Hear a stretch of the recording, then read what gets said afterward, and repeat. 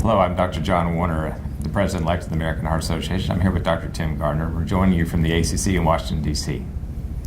Hi. We heard a very interesting presentation this morning at the opening late-breaking session about the self-expanding percutaneous transcatheter valve, a study that compared surgical treatment versus valve replacement with the transcatheter valve. And I think it was another study that has demonstrated certainly the non-inferiority of the catheter approach. Some might say there are some signals of superiority actually in the presentation. Absolutely. We have known for a couple of years that for patients with symptomatic severe aortic stenosis, that TAVR was an equivalent strategy, perhaps even a little better in certain high-risk patients. And now today we saw, I think, the second piece of data with intermediate risk patients showing at least not inferiority and, like you said, Tim, maybe even superiority in some areas. The other thing I was struck by in the study was the high quality of the procedures in both this traditional surgery as well as the TAVR patients, because the mortality rates were actually very low in both groups and really represented, I think, the best of modern cardiac surgery and interventional procedures as we begin to evaluate this new technology in a different group of patients. Sure. I mean, that was a very important point. It isn't as though the surgical arm, patients were not getting optimal treatment. The surgical results were really excellent, outstanding. Yeah. But I think this really does bring us to a really important time in terms of the usefulness or the place of catheter-based therapy for aortic stenosis. The intermediate risk patients do as well, or as I said, perhaps in some respects better.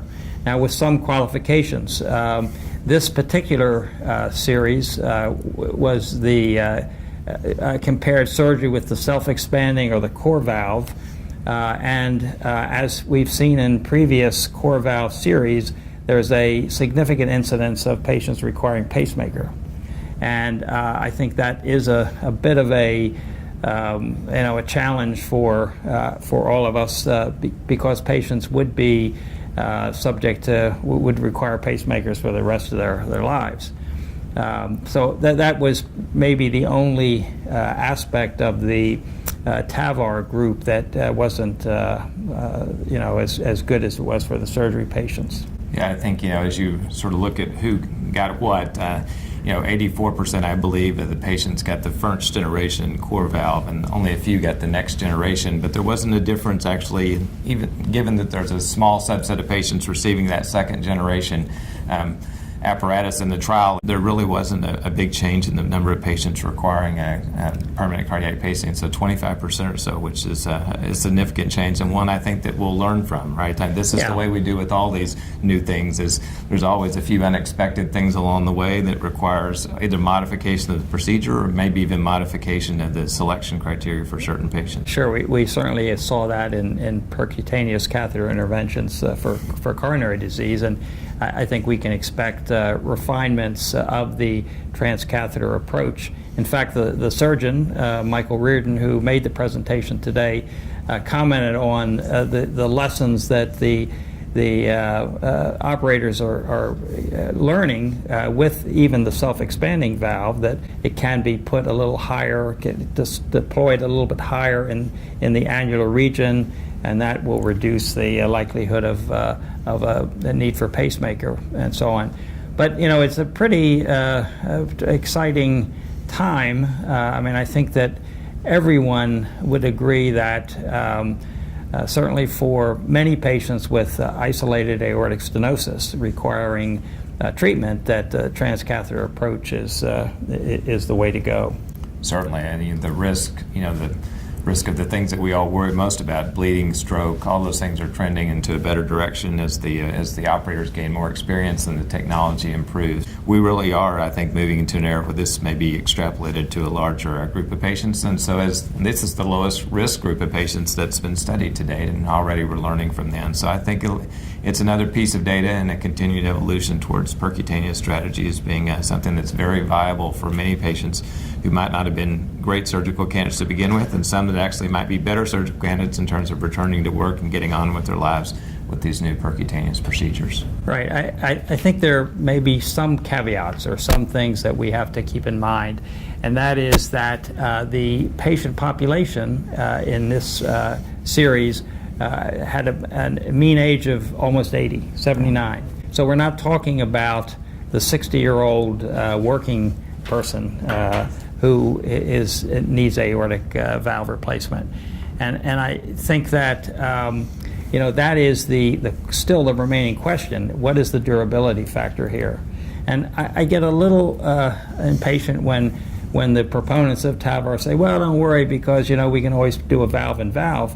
I don't think that's necessarily the easy way to look at it. I think that again, as the presenter said today, this is another option that we have for the broad spectrum of patients with aortic stenosis who require valve replacement, but it has to be one of several options. And certainly in younger patients where the durability of a tissue valve is definitely a concern, we just can't default to catheter replacement.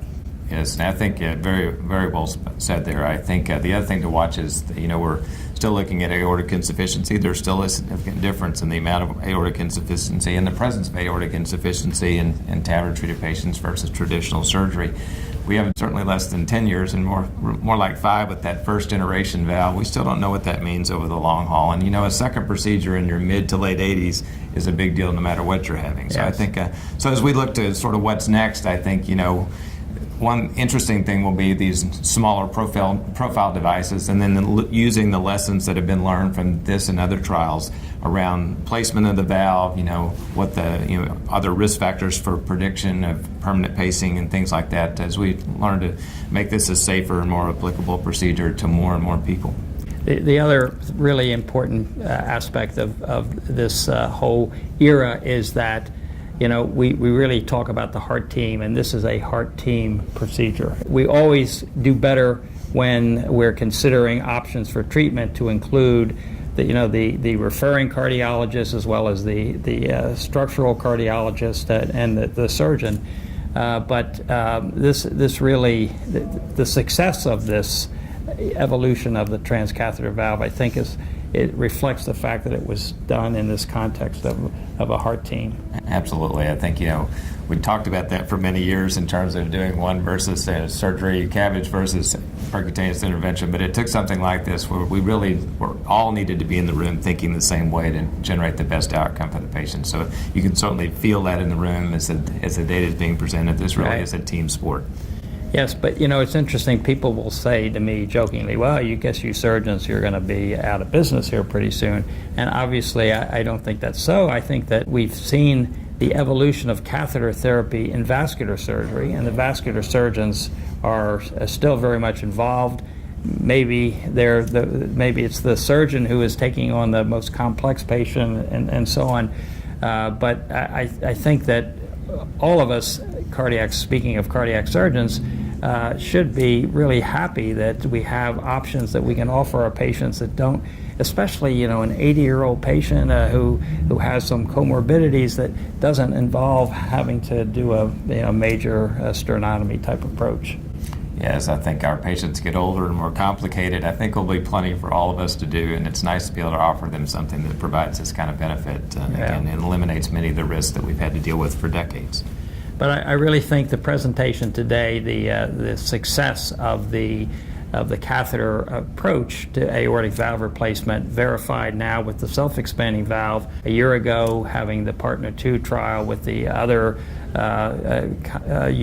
available TAVR valve really is the sort of where we're in this new era of structural heart treatments and catheter therapy that really do spare many patients the need for a major invasive surgery.